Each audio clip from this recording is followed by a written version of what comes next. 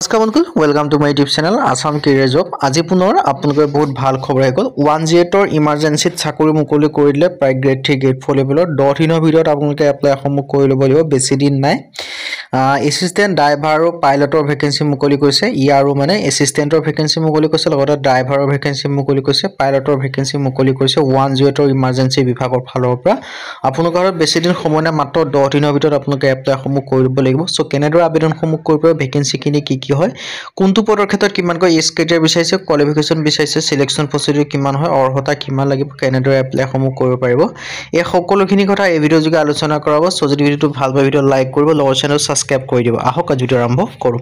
ইয়াত আপোনালোকে দেখিছে Assam EMR recruitment 2025 apply for EMT pilot and ERO vacancy মানে driver pilot EMT ERO vacancy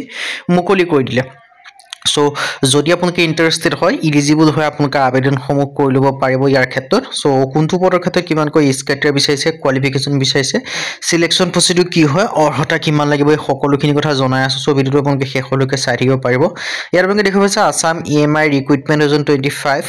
pilot ERO vacancy মুকলি কৰিলে ড্ৰাইভাৰ লেভেলৰ সো ভিডিঅটো আপোনালোকে শেষলৈকে চালেহে গম পাব কেনেদৰে এপ্লাই সমূহ কৰিব পাৰিব সো ভিডিঅটো আপোনালোকে শেষলৈকে চাব অকনো স্কিপ কৰি নিব যদি স্কিপ কৰি দিয়ে আপোনালোকে মেইন পইণ্ট বিলাক থাকি যাব সো ভিডিঅটো আপোনালোকে শেষলৈকে চাব মৃত্যুঞ্জয় যেটো ইমাৰ্জেন্সি বিভাগ আছে তাৰ পৰা ভেকেন্সি খিনি মুকলি কৰি দিছে সো যদি আপোনালোকে ইন্টাৰেস্টেড হয় যদি আপোনালোকে এলিজিবল হয় আবেদন সমূহ আপোনালোকে কৰি ল'ব পাৰিব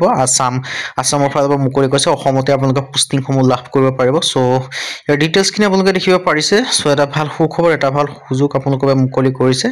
দা recruitment is the ideal of the individual looking for the field base emergency service job ইয়াৰ মই পোনপ্ৰথমে ইয়াৰ অভাৰভিউটো মই জনাই দিব বিচাৰিছো অৰ্গানাইজেশ্যন নেম দেখিব পাৰিছে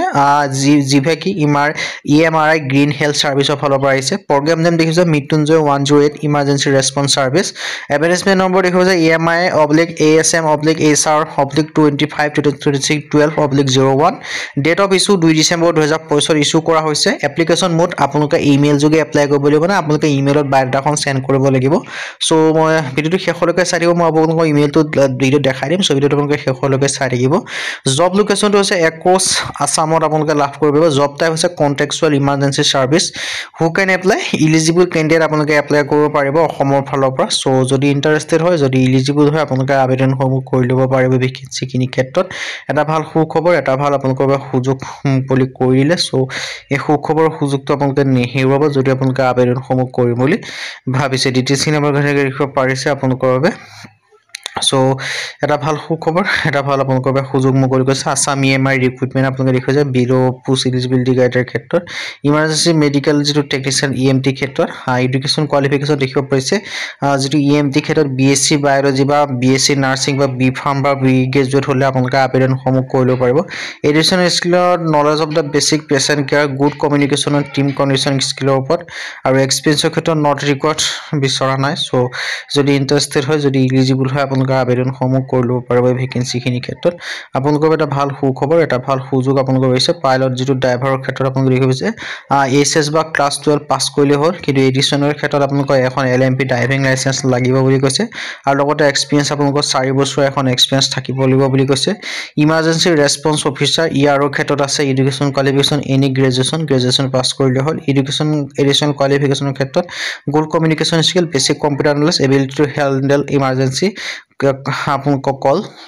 ইফিক্সিলি আপোনালোকে কৰিব পাৰিব লাগিব বুলি কৈছে সো যদি ইন্টাৰেস্টেড হয় এলিজিবল হয় আপোনালোকে আবেদন সমূহ কৰি ল'ব পাৰিব আপোনালোকৰ এটা ভাল সুখবৰ এটা ভাল আপোনালোকৰ সুযোগ মুকলি কৰিছে 108 ফালৰ পৰা 108 ইমাৰ্জেন্সি ফালৰ পৰা যদি ইন্টাৰেস্টেড হয় এলিজিবল হয় আপোনালোকে আবেদন সমূহ কৰি ল'ব পাৰিব আৰু ভিডিঅটো যিমান পাৰি সিমান বন্ধু শেয়াৰ কৰি দিওক যাতে সকলো বন্ধুৱে এই জবৰ আপডেটটো পাই থাকে কাৰণ বহুত এটা গমেই পোৱা নাই কাৰণ আপোনালোকৰ হাততো বেছি দিন না 10 দিন সময়ও নাই এতিয়া আপোনালোক ক'বলৈ ক'লে 9 দিন সময় আছে সো সোনকালে আবেদনটো কৰি লওক কিয়নো বহুতে গমেই নাপায় যে 108 ৰ ফালৰ পৰা ভেকেন্সি কিনি মুকলি কৰি দিছে বুলি সো এই মেইলটো যেটো আপোনালোকে দেখিব আছে recruitment.assam@emi.in যেটো হৈছে সেই মেইলটো আপোনালোকৰ নিজৰ সিভি বা বায়োডাটাখন সেন্ড কৰি দিব লাগিব আজি ভিডিঅ মানে যদি ভিডিঅ ভাল পালে ভিডিঅ লাইক কৰিব লগৰ চেনেলটো সাবস্ক্ৰাইব কৰি দিব এনেকুৱা ভিডিঅ প্ৰতিদিনে পাই থবে আৰু মোৰ হোৱাটছআপ চেনেলৰ ভিডিঅ ডেসক্ৰিপচনত দিয়া আছে তাত গৈ ফলোটো কৰি দিব পাৰে তেতিয়া আপোনালোকে ডেইলি জবৰ আপডেট সমূহ পাই থব পাৰিব আৰু ভিডিঅ যিমান পাই সিমান শেয়াৰ কৰি দিওক আজিলৈ ভিডিঅ লগ